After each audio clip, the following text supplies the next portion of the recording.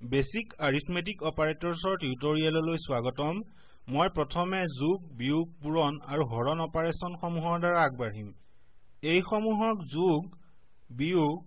পূৰণক এটা এষ্টেৰিস্ক হিচাপে আৰু হৰণক এটা ফৰৱাৰ্ড স্লাছ হিচাপে লিখা হয় গতিকে মোৰ দুটা ভেৰিয়েবলছ থাকিব মই num1 নামৰ এটা ভেৰিয়েবল নিৰ্মাণ কৰিম আৰু মই তাক সেভ কৰিম মানটো 10 ৰ সমান হোৱাকৈ আৰু নামটো 2 ৰ সমান হোৱাকৈ গতিকে এই দুয়োটা হৈছে দশমিক বিন্দু নথকা ইন্টিজাৰ সংখ্যা ঠিক আছে এতিয়া ধৰা হওক মই num1 আৰু নামটোক একেলগে যোগ কৰিব বিচাৰো গতিকে মই num1ক নামটোৰ লগত যোগ কৰা উত্তৰটো একো কৰিম আহক ইয়াক পৰীক্ষা কৰি উলিয়াও গতিকে সেইটো হৈছে 12 10 আৰু 2 num1 আৰু নামটো যেতিয়া 10 আৰু 2 যোগ কৰা হয় উত্তৰটো হৈছে 12 ঠিক আছে এতিয়া আহক বিয়োগ চেষ্টা কৰো আমি মাত্ৰ তাত বিয়োগ চিহ্নটো স্থানান্তৰ কৰিম ৰিফ্ৰেছ কৰক আৰু সেইটো হ'ব 8 এতিয়া আহক পূৰণ চেষ্টা কৰো 2ৰ 10 গুণ হৈছে 20 আৰু আমি 20 পালো তাৰ পাছত 10 হৰণ 2 হৈছে মাত্ৰ 10ৰ আধা যি হৈছে 5 এতিয়া আমি যি কৰিব পাৰো সেয়া হৈছে ইয়াৰ শেষত আমি কিবা এটা সংযুক্ত কৰিব পাৰো গতিকে ধৰা হওক এইটো নামটোৰ দ্বাৰা হৰণ হৈছে গতিকে মই ভাবো এই অপাৰেচনটোৱে যি কৰিব সেয়া হৈছে ই num1 আৰু নামটোক যোগ কৰিব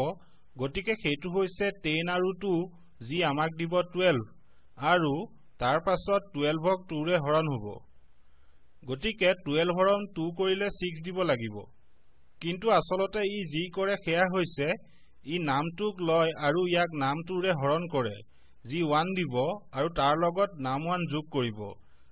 গতিকে তাৰ মানে 6ৰ পৰিৱৰ্তে আমি 11 পাম এতিয়া ইয়াৰ কাৰণটো হৈছে যে হৰণ অপাৰেটৰে সদায় যোগ অপাৰেটৰতকৈ আগতে কাম কৰে পূৰণৰ ক্ষেত্ৰতো একে হয় এতিয়া এইটো সমাধান কৰিবলৈ আমি বন্ধনীসমূহ দিব লাগিব বন্ধনীবিলাকে ক'ব আমি এই অপাৰেচনটো প্ৰথমে লম ইয়াত যি আছে সেয়া কৰিম আৰু তাৰ পাছত হৰণলৈ আগবাঢ়িম যিটো হ'ব পাৰে এটা ইন্টিজাৰ বা এটা ভেৰিয়েবলৰ দ্বাৰা গতিকে ইয়াত ই যি কৰিব সেইটো হৈছে num1 যোগ নামটো যিটো হৈছে 10 যোগ 2 যি আমাক দিয়ে 12 হৰণ 2 যি আমাক 6 দিব লাগিব আহক তাক ৰিফ্ৰেছ কৰো আৰু আমি দেখিছো যে ই কাম কৰিছে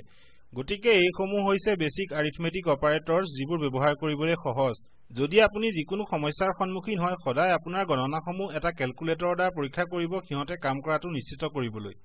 আমি শীঘ্ৰে এইবিলাকৰ কিছু অধিক চাম আমি ইনক্ৰিমেন্ট অ্যাৰিথমেটিক অপাৰেটৰৰ বিষয়ে শিকিম যি 1ৰে বৰ্ধিত হয় কিন্তু মই তাক অলপ পলমকৈ ব্যৱহাৰ কৰিম এইসমূহ অনুশীলন কৰক আৰু নিশ্চিত কৰক যে আপুনি সিহঁতক ভালদৰে শিকে দৰ্শন কৰাৰ বাবে ধন্যবাদ মই মৌচুম হাজৰিকা স্পোকেন টিউটৰিয়েল প্ৰকল্পৰ বাবে অনুবাদ কৰিছো